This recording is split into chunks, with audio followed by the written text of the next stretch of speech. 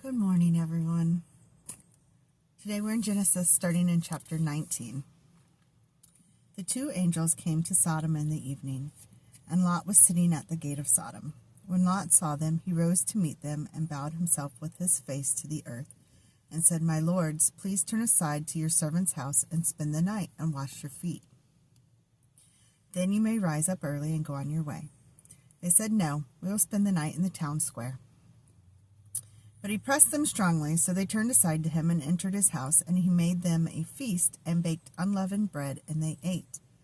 But before they lay down, the men of the city, the men of Sodom, both young and old, all the people to the last man surrounded the house, and they called to Lot, "Where are the men who came to you tonight? Bring them out to us, and we may know them, that we may know them." Lot went out to the men at the entrance, shut the door after him, and said, "I beg you, my brothers, do not act so wickedly. Behold, I have 2 daughters who have not known any man. Let me bring them out to you, and do to them as you please. Only do nothing to these men, for they have come under the shelter of my roof." But they said, "Stand back." And they said, "This fellow came to sojourn, and he has become the judge. Now we will deal worse with you than with them." Then they pressed hard against the man Lot, and drew near to break the door down. But the men reached out their hands and brought Lot into the house with them and shut the door. And they struck with blindness the men who were at the entrance of the house, both small and great, so that they wore themselves out, groping for the door. Then the men said to Lot, "Have you anyone else here? Sons-in-law, sons, daughters, or anyone you have in the city? Bring them out of this place.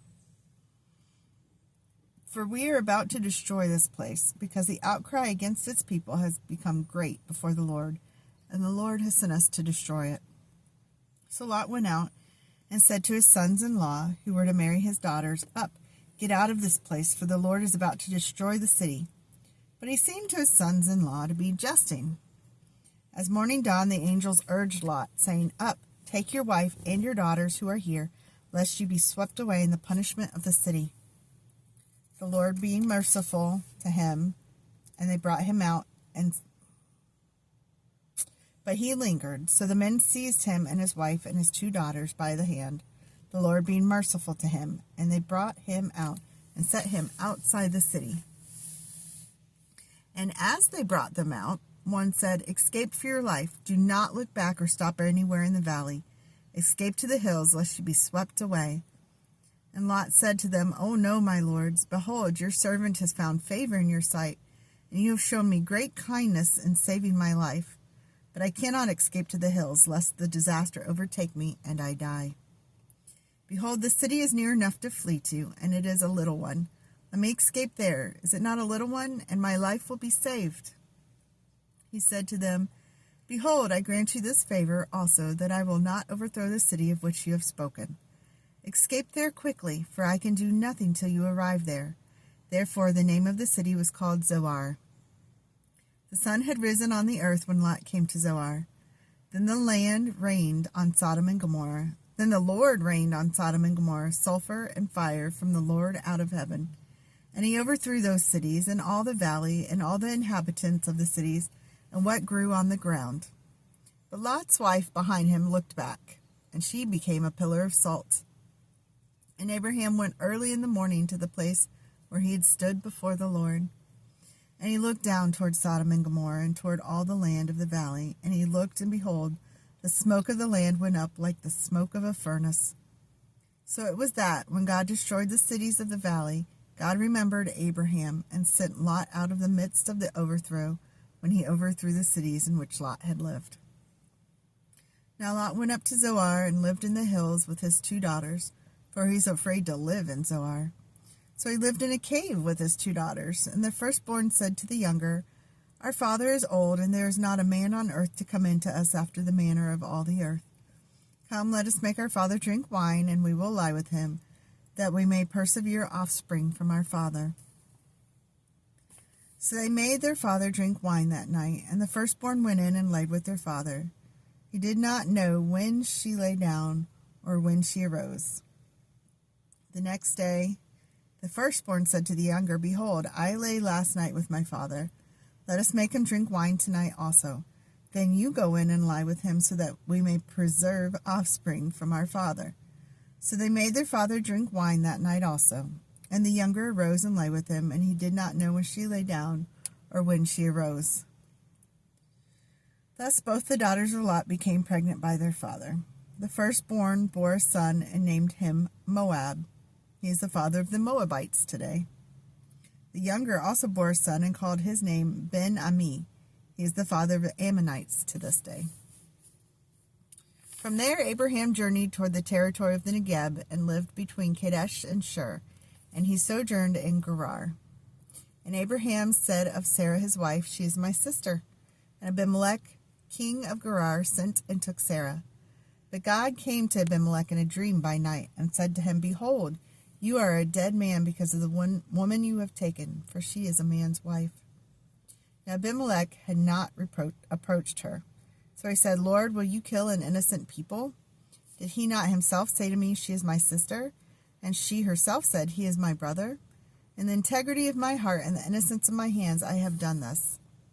Then God said to him in a dream, Yes, I know that you have done this in the integrity of your heart, and it was I who kept you from sinning against me. Therefore, I did not let you touch her. Now then, return the man's wife, for he is a prophet, so that he will pray for you, and you shall live. But if you do not return her, know that you shall surely die, you and all who are yours. So Abimelech rose early in the morning and called all his servants and told them all these things. And the men were very much afraid. Then Abimelech called Abraham and said to him, What have you done to us? And how have I sinned against you that you would have brought on me and my kingdom a great sin? You have done to me these things that ought not to be done. And Abimelech said to Abraham, What did you see that you did this thing? Abraham said, I did it because I thought, There is no fear of God at all in this place, and they will kill me because of my wife. Besides, she is indeed my sister and the daughter of my father, though not the daughter of my mother. She became my wife. And when God caused me to wander from my father's house, I said to her, This is the kindness you must do me. At every place to which we come, say of me, He is my brother. Then Abimelech took sheep and oxen and male servants and female servants and gave them to Abraham, and returned Sarah his wife to him. And Abimelech said, Behold, my land is before you. Dwell where it pleases you. To Sarah he said, Behold, I have given your brother 1,000 pieces of silver, the sign of your innocence in the eyes of all who are with you, and before everyone you are vindicated. Then Abraham prayed to God, and God healed Abimelech, and also healed his wife and female slaves, so that they bore children. For the Lord had closed all the wombs of the house of Abimelech because of Sarah, Abraham's wife. Chapter 21. The Lord visited Sarah as he had said, and the Lord did to Sarah as he had promised. And Sarah conceived and bore Abraham a son in his old age, at the time of which God had spoken to him. Abraham called the name of his son who was born to him, whom Sarah bore him, Isaac. And Abraham circumcised his son Isaac when he was 8 days old, as God had commanded him. Abraham was 100 years old when his son Isaac was born to him, and Sarah said, God has made laughter for me. Everyone who hears will laugh over me. And she said, Who would have said to Abraham that Sarah would nurse children? Yet I have borne him a son in his old age. And the child grew and was weaned, and Abraham made a great feast on the day that Isaac was weaned. But Sarah saw the son of Hagar the Egyptian, whom she had borne to Abraham, laughing. So she said to Abraham, Cast out this slave woman with her son, for the son of this slave woman shall not be heir with my son Isaac. And the thing was very displeasing to Abraham on account of his son. But God said to Abraham, Be not displeased because of the boy and because of your slave woman. Whatever Sarah says to you, do as she tells you, for through Isaac shall your offspring be named. And I will make a nation of the son of the slave woman also, because he is your offspring. So Abraham rose early in the morning and took bread and a skin of water and gave it to Hagar, putting it on her shoulder along with the child, and sent her away. She departed and wandered in the wilderness of Beersheba. When the water in the skin was gone, she put the child under one of the bushes. Then she went and sat down opposite him a good way off, about the distance of a bow shot. For she said, "Let me not look on the death of the child." And as she sat opposite him, she lifted up her voice and wept. And God heard the voice of the boy, and the angel of God called to Hagar from heaven and said to her, "What troubles you, Hagar? Fear not, for God has heard the voice of the boy where he is. Up, lift up the boy, and hold him fast with your hand, for I will make him into a great nation." Then God opened her eyes, and she saw a well of water. And she went and filled the skin with water and gave the boy a drink. And the God was with the boy, and he grew up. He lived in the wilderness and became an expert with the bow. He lived in the wilderness of Paran, and his mother took a wife for him from the land of Egypt. At that time, Abimelech and Phicol, the commander of his army, said to Abraham, "God is with you in all that you do. Now therefore swear to me here by God that you will not deal falsely with me or my descendants, or with my posterity, but that I have dealt kindly with you, so that you will deal with me and with the land where you have sojourned." And Abraham said, "I will swear." When Abraham reproved Abimelech about a well of water that Abimelech's servants had seized, Abimelech said, "I do not know who has done this thing. You did not tell me, and I have not heard of it until today." So Abraham took sheep and oxen and gave them to Abimelech, and the two men made a covenant. Abraham set 7 ewe lambs of the flock apart, and Abimelech said to Abraham, "What is the meaning of these 7 ewe lambs that you have set apart?" He said, "These 7 ewe lambs you will take from my hand, that is, may be a witness for me that I dug this well." Therefore this place was called Beersheba, because there both of them swore an oath. So they made a covenant at Beersheba. Then Abimelech and Phicol, the commander of his army, rose up and returned to the land of the Philistines. Abraham planted a tamarisk tree at Beersheba, and called thereon the name of the Lord, the everlasting God. And Abraham sojourned many days in the land of the Philistines. After these things, God tested Abraham and said to him, "Abraham." He said, "Here I am." He said, "Take your son, your only son Isaac, with whom you love, and go to the land of Moriah, and offer him there a burnt offering on one of the mountains of which I shall tell you." So Abraham rose early in the morning, saddled his donkey, and took 2 of his young men with him, and his son Isaac. And he cut the wood for the burnt offering, and arose and went to the place of which God had told him. On the 3rd day Abraham lifted up his eyes and saw the place from afar. Then Abraham said to his young men, "Stay here with the donkey. I and the boy will go over there and worship and come again to you." And Abraham took the wood of the burnt offering and laid it on Isaac his son. And he took in his hand the fire and the knife. So they went both of them together. And Isaac said to his father, Abraham, "My father." He said, "Here I am, my son." He said, "Behold, the fire and the wood, but where's the lamb for a burnt offering?" Abraham said, "God will provide for you the lamb for a burnt offering, my son." So they went both of them together.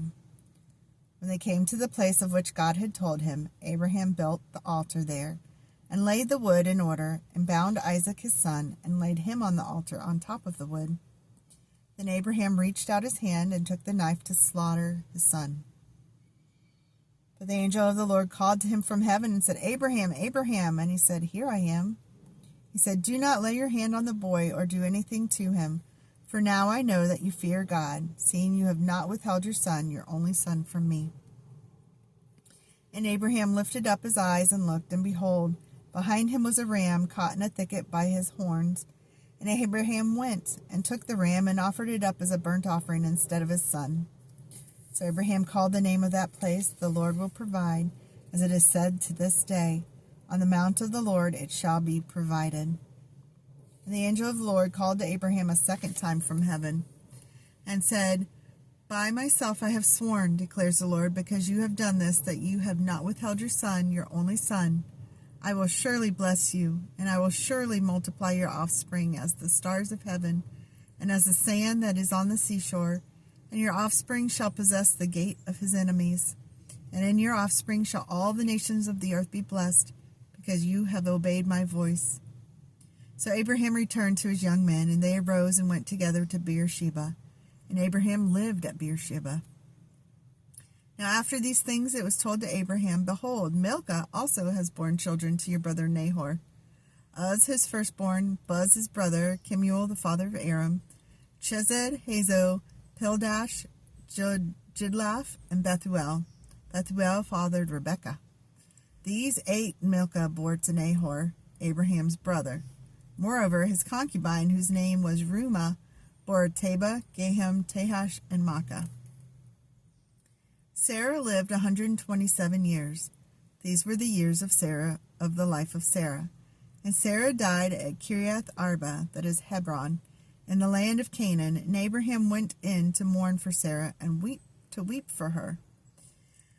And Abraham rose up before his dead and said to the Hittites, I am a sojourner and foreigner among you. Give me property among you for a burying place, that I may bury my dead out of my sight. The Hittites answered Abraham, Hear us, my lord, you are a prince of God among us. Bury your dead in the choicest of our tombs. None of us will withhold from you his tomb, to hinder you from burying your dead. Abraham rose and bowed to the Hittites, the people of the land. And he said to them, If you are willing that I should bury my dead out of my sight, hear me, and entreat for me Ephron the son of Zohar, that he may give me the cave of Machpelah, which he owns, is at the end of his field. For the full price let him give it to me in your presence as property for a burying place. Now Ephron was sitting among the Hittites, and Ephron the Hittite answered Abraham in the hearing of the Hittites, of all who went in at the gate of his city. No, my lord, hear me. I give you the field, and I give you the cave that is in it. In the sight of the sons of my people I give it to you. Bury your dead. And Abraham bowed down before the people of the land. And he said to Ephron in the hearing of the people of the land, But if you will hear me, I give the price of the field. Accept it from me, that I may bury my dead there. Ephron answered Abraham, My lord, listen to me. A piece of land worth 400 shekels of silver, what is that between you and me? Bury your dead. Abraham listened to Ephron, and Abraham weighed out for Ephron the silver that he had named in the hearing of the Hittites, 400 shekels of silver, according to the weights current among the merchants. So the field of Ephron in Machpelah, which was to the east of Mamre, the field with the cave that was in it, and all the trees that were in the field, throughout its whole area, was made over to Abraham as a possession in the presence of the Hittites before all who went in at the gate of his city. After this, Abraham buried Sarah his wife in the cave of the field of Machpelah, east of Mamre, that is Hebron, in the land of Canaan. The field and the cave that is in it were made over to Abraham as property for a burying place by the Hittites.